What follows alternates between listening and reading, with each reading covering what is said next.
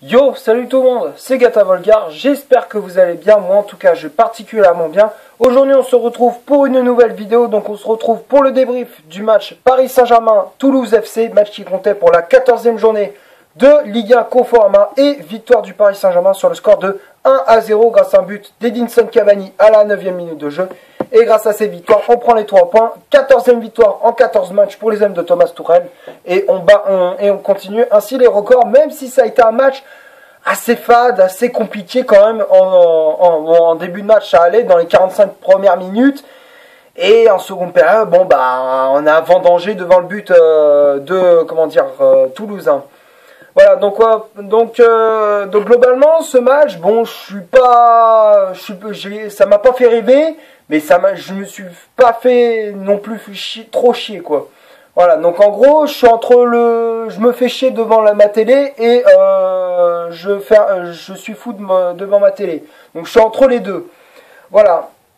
Donc la composition d'équipe que Thomas Tuchel a alignée pour ce PSG Toulouse, c'est un 3-4-2-1, donc un 3-4-2-1 avec Buffon dans les buts, Marquinhos, Thiago Silva et Kimpembe en défense centrale, Verratti et Rabiot devant la défense, Meunier milieu latéral droit, Diaby milieu latéral gauche à la place de Bernat suspendu, Di Maria et Draxler qui jouaient les deux milieux offensifs du Paris Saint-Germain, et en pointe de l'attaque du PSG, c'était Edinson Cavani qui a été buteur dans ce match suite à un corner, et ça a été, enfin pas un corner, non c'était pas un corner, pardon, excusez-moi, c'était il fallait que ça remonte au cerveau les actions, et non malheureusement c'était je crois que c'était sur un centre de Meunier.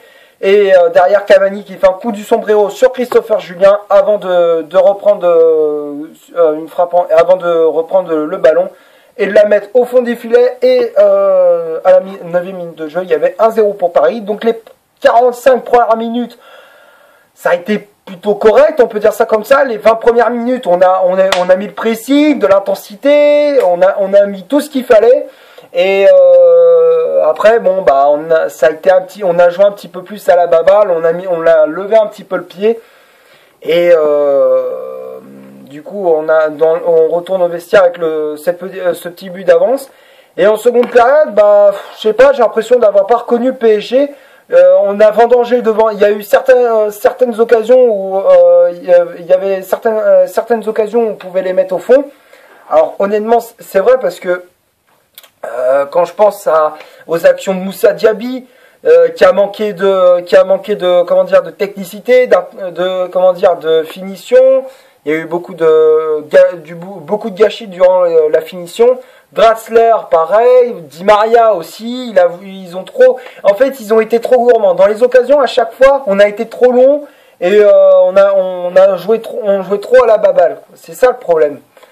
Donc du coup, mais sinon à part ça, en première période, ça allait, j'étais plutôt satisfait. En deuxième période, je commençais un peu à me faire chier, et donc du coup, il y avait les entrées en jeu de Nkunku, de Choupo-Moting et de Dani Alves. Dani Alves qui faisait de retour de blessure. La dernière fois qu'il avait joué, je crois, c'était lors de la finale de la Coupe de France contre les Herbiers. Et là, il est de retour dans le groupe. Il a fait son entrée en jeu, tout comme Lévi Kurzawa qui était dans le groupe parisien pour ce match. Meunier qui était sorti et qui a cédé sa place au Brésilien. Verratti à la place de Choupo-Moting, et Nkunku à la place de Draxler. Voilà, donc c'était les remplaçants, et je suis plutôt entre le satisfait et le pas satisfait. Voilà.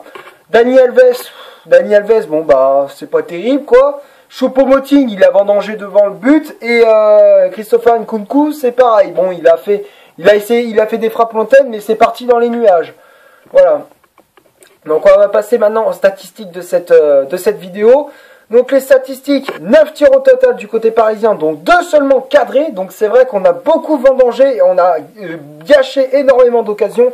60 contre 11 tirs du côté toulousain et 3 seulement cadrés aussi. Eux aussi ils ont vendangé, mais il y a eu quand même des occasions très dangereuses. Heureusement qu'on a eu une défense assez solide avec Thiago Silva qui a répondu présent, Marquinhos et Kimpembe également, et aussi il fallait un très grand Gigi Buffon pour stopper les attaques toulousaines. Donc ça a été assez compliqué durant ce match. Ils nous ont quand même donné du fil à retordre.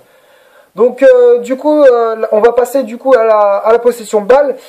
73% de possession de balle du côté parisien contre 27% du côté de Toulouse. 725 passes au total pour les Parisiens contre 263 pour les Toulousains. 89% de passes réussites du côté parisien contre 73 du côté de Toulouse. 12 fautes pour les Parisiens contre 9 pour le TFC. 0 carton de part et d'autre, que ça soit rouge ou jaune. 4 hors-jeu du côté parisien contre 2 du côté de Toulouse. 6 corners pour les Parisiens et 7 corners du côté du PSG contre 6 pour Toulouse.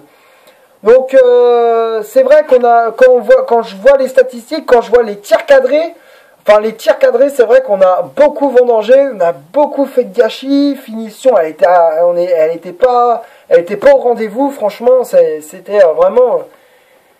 vraiment décevant. Voilà, mais sinon, quand même, je suis plutôt content qu'on ait les 3 points, même si ça a été dur, on a les 3 points, 14e victoire en 14 matchs, on enchaîne les records, ça fait vraiment, ça fait quand même plaisir. Donc du coup, au classement, on est toujours leader avec, avec 15 points, il me semble bien, oui, ça doit être ça, 15 points devant Lyon. En gros, Paris, ils ont 42 points contre, contre Lyon qui a 27 points, Lyon qui est deuxième et qui a joué ce match, qui a joué son match contre Saint-Etienne, victoire 1-0 des Lyonnais. Donc du coup, on est quand même toujours premier. Oui, c'est ça, c'est 15 points. J'ai fait le temps que je fasse le calcul dans la tête et je dise pas de bêtises. On a bien effectivement 15 points d'avance sur l'Olympique Lyonnais qui est deuxième. 46 buts marqués contre 7 encaissés. Donc on est la meilleure défense du championnat. Devant Montpellier qui est deuxième. Montpellier qui est la deuxième meilleure défense du championnat avec seulement 8 buts encaissés. Donc c'est vrai que la défense parisienne elle est vraiment solide et franchement ça fait vraiment plaisir que ça soit Thilo Kehrer, que ça soit Kimpembe, Marquinhos, Thiago Silva, ça va, ils sont solides en Ligue 1, ils ont l'Agnac, la Grinta, ça fait vraiment plaisir. Donc on va passer maintenant au top et au flop de cette vidéo. Ça va être assez équilibré au niveau top et flop. Les tops, c'est Gigi Buffon. Franchement, Gianluigi Buffon, il nous a sauvé un paquet de fois. Franchement, un grand bravo pour cette prestation. Thiago Silva, Marquinhos et Kimpembe, ils ont fait une bonne prestation aussi. Les 3 défenseurs, ils ont répondu présent et ça fait vraiment plaisir. Mais c'était important durant ce match parce qu'en seconde période, Toulouse, ils nous ont quand même donné du fil à retordre. Verratti et Rabiot. Rabiot dans les 45 premières minutes ça allait, seconde période bon ça a été plutôt moyen mais bon quand même ça, Rabiot il a quand même sauvé les meubles, parfois il a sauvé les meubles donc ça quand même je le mettrai dans le top. Verratti pareil le top franchement avant depuis sa sortie le PSG ils avaient quand même souffert mais quand il est là franchement il rassure tout le monde, il a de la sérénité et franchement c'est important d'avoir un joueur comme Verratti. Et franchement, la preuve, il a récupéré beaucoup de ballons, il en a perdu très peu. Et ça, c'est vraiment important. Il faut qu'il soit comme ça en Ligue des Champions mercredi contre Liverpool. Si je me trompe pas, c'est mercredi le match. Vous me direz dans les commentaires si je me trompe. Meunier, il a fait un match plutôt correct. Meunier, il a fait de bons débordements. Diaby, bon, je le mettrai dans flop quand même parce qu'il a perdu beaucoup de ballons. Il a fait beaucoup de déchets techniques et franchement, c'est un peu pénalisant parce que franchement, il peut faire beaucoup mieux. Je m'attends beaucoup mieux à lui. Donc c'est vrai qu'il faut qu'il se ressaisisse le prochain match s'il veut pas être sur le banc s'il veut pas être sur le banc, s'il veut pas être laissé sur le banc par Thomas Tuchel. Voilà. Après Di Maria et Draxler, franchement Di Maria il a fait un bon match, même si des fois il a été un petit peu il a pêché il y a eu un petit peu de déchets durant ses corners ou encore ses gestes. Mais ça va, Di Maria il a fait un match plutôt correct. Draxler c'est pareil que Di Maria, mais sinon à part ça il a sauvé les meubles lui aussi, donc ça fait il est dans le top aussi. Cavani, ça a été le seul buteur du match, donc quand même il a eu de bons ballons, mais malheureusement il a pas pu les exploiter comme il pouvait. Parfois il a été mal servi par ses partenaires, donc c'est pas forcément sa faute à lui. Mais quand même, il a été buteur, ça c'est vrai, ça fait vraiment plaisir parce que des fois quand comment dire, le PSG il est sans Neymar et sans Mbappé, Cavani répond présent et ça c'est important parce que quand le trio Cavani, Neymar, Mbappé est là, je sais pas, on dirait qu'ils s'entendent pas quoi, ils s'entendent pas sur le terrain. Et là franchement, on a l'impression quand Neymar et Mbappé même sont pas là, même si des fois on est en difficulté. Dans ce match, on a eu beaucoup de difficultés. Il manquait un peu de technicité de Neymar, de la vista de l'international brésilien et de la vitesse de la part d'Mbappé. Quand même, Cavani, il a répondu présent, ça fait vraiment plaisir. Après, les remplaçants, Dani Alves, Choupo-Moting et Nkunku, je les mettrais les trois dans le flop parce que Dani Alves, bon, depuis qu'il est rentré, il a commis 3-4 fautes. Il a perdu des ballons, il frappait un moment, il a frappé un coup franc, c'est parti dans les tribunes du parc. Voilà, tout ça, bon bah, Dani Alves, je le mets dans le flop parce qu'il a pas, depuis qu'il est rentré, il a pas amené quelque chose au Paris Saint-Germain, quoi. Après, Choupo-Moting, bon, il avait une action où il contrôlait et il avait tout le temps comment dire, il a fait tout le temps d'ajuster le gardien. Il s'est précipité, du coup il a foutu le ballon dans les tribunes. Pardon. Il a foutu le ballon dans les tribunes. Et ça c'est un petit peu pénalisant aussi. Il faut pas qu'il fasse ça en Ligue des Champions. Après il y a eu aussi Nkunku. Bon bah Nkunku c'est pareil quoi. Parce que bon même s'il a fait 3-4 occasions, il a vendangé aussi devant le but toulousain. Et franchement ça peut être pénalisant parce que des fois ça peut nous coûter des occasions comme ça. Et derrière l'adversaire peut être vraiment réaliste. Donc voilà, c'est tout pour les tops et les flops. Merci d'avoir regardé cette vidéo, c'est déjà la fin.